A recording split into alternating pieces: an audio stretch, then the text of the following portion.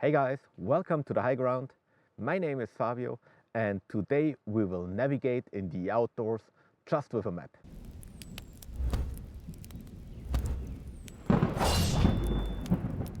Welcome to the second part of my LandNav series. Last time we talked about how to read a map and today we will actually navigate with a map in the outdoors. This is actually my favorite way to navigate in the outdoors, especially in the mountains where you have very distinct terrain features. It's easily possible to determine your position and where you want to go just by looking at the surroundings and looking at your map. We will start with approximating the area we're in. So how does this approximation work? Well, I know that I came from this direction. And I also know that I went through this little gorge. We have a hill up here, we have a hill up here. And I also know that I didn't went through a lot of houses. So I didn't went past this area here and I didn't go past this area here. I also know that behind me is a forest that you just saw, and that is likely this one because I didn't go through a forest after I came here. So I have to be somewhere in this open area. Now, if we look at the index lines here, the contour lines, the terrain is sloping downwards in this direction. So I never went downhill.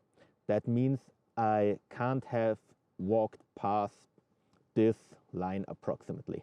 So I have to be somewhere in this region.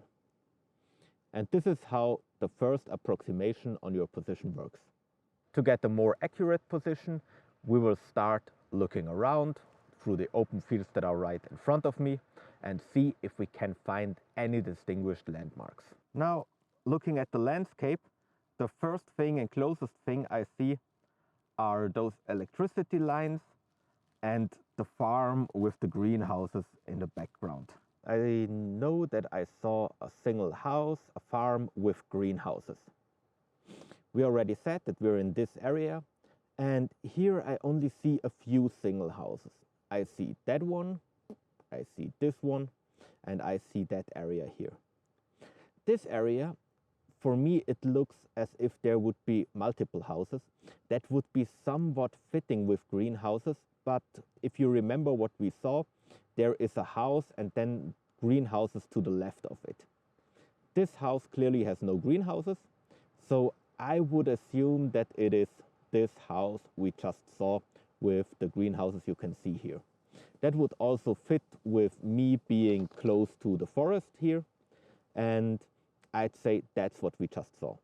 With this we have already a pretty good idea where we are, but let's a little bit more precise, let's back up that information, because more often than not we tend to see one landmark and then think that we know where we are, even though the position might not be correct.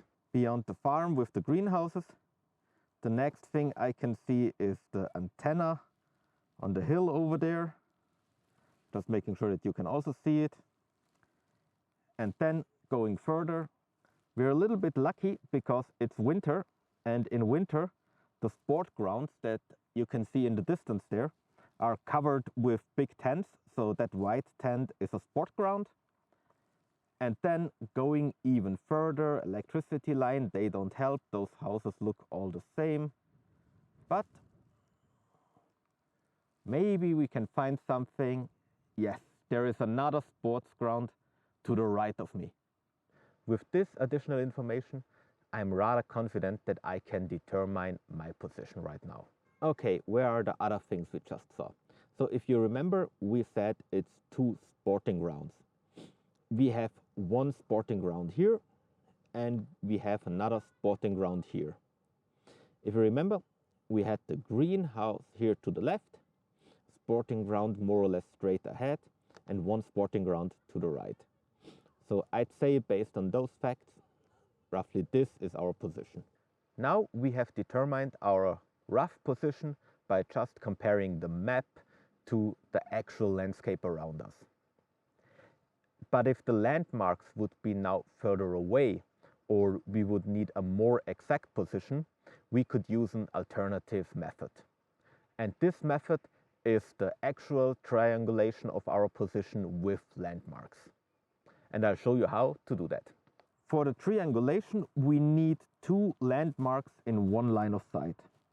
And if we again look at the farm with the greenhouses, we can see that there is not only the yellow building behind the farm, but it's in front of the greenhouses, and back there behind the yellow building or the yellow house is actually even an antenna.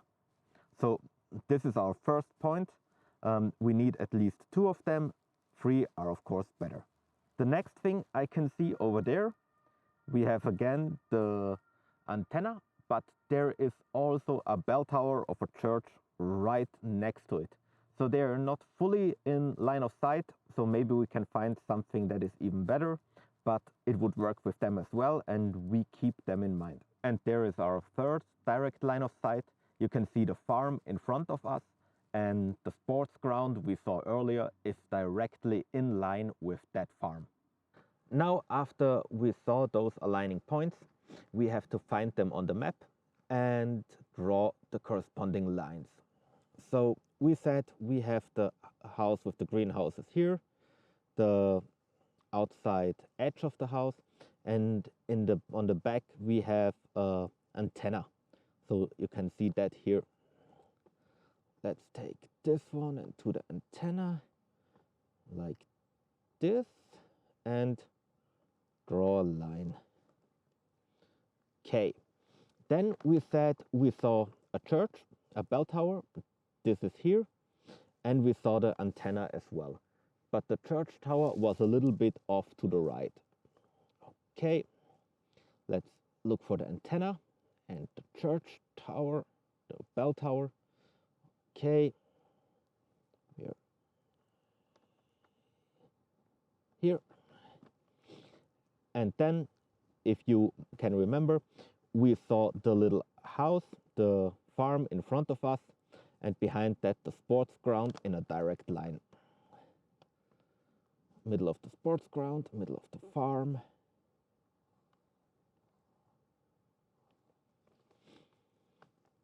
And here, where the lines cross, that's our actual position. As you can see, we were pretty good with our previous estimation, and now we have it in a more accurate manner.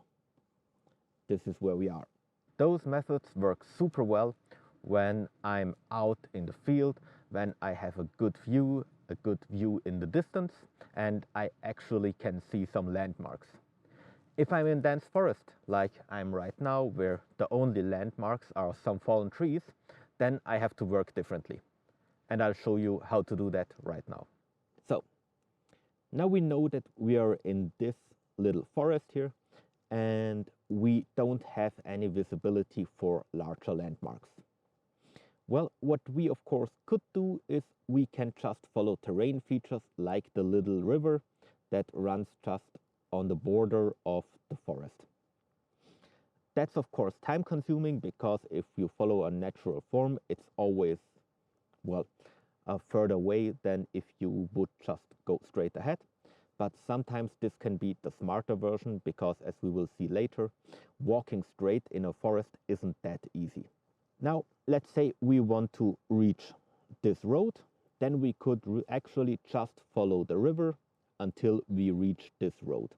We don't have to determine our position on the river, we just know there is a river and that we follow it.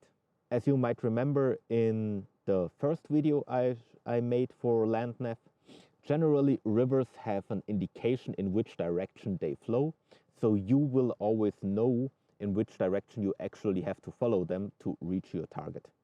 If I don't have a line that I can follow, for example, because the river flows east to west and I want to go to the south, then I can still work with those terrain features, with the lines I find on a map.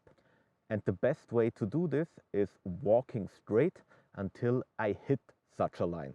Now, as I just said, we don't want to follow that river, but we want to go south and reach this point, the highest point of that little forest. Well, we know that the river is going from east to west. So if we just walk off perpendicular from it, we should come to the south. And there we will be able to hit those roads that you can see here. And they will give us a pretty good indication where we are. This means we just head straight to the south, and as soon as we hit one of these roads, we walk until, for example, we get to this junction, and then from there we can just go further south and we'll reach our destination. The downside of this method is that I have to actually walk straight, because if I start, let's say if I would start walking here, and then I would veer off to the west, right? Then I might get over here and hit this road that looks very similar, or if I veer off to the east, I might hit this road. So we need to know how to walk straight in the forest. Walking straight in a forest can be super time consuming, but I still show you how it's done because it's an important skill to have. Now check out these two trees. We have one tree to the right and a broken one behind.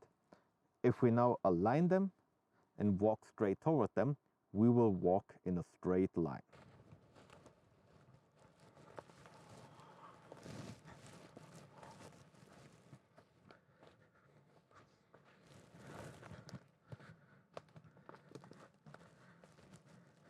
Now that I reached that tree, I will just turn around, make sure that they are still in one line of sight. Then I will look in the opposite direction and just see the next two trees that are aligned and walk towards them. And I will do so until I hit that road that we earlier saw on the map. That's it for navigation just with a map. I hope you liked that video. I appreciate the time you spent watching it. If you found it helpful, please give us a thumbs up, follow the channel, and I see you next time.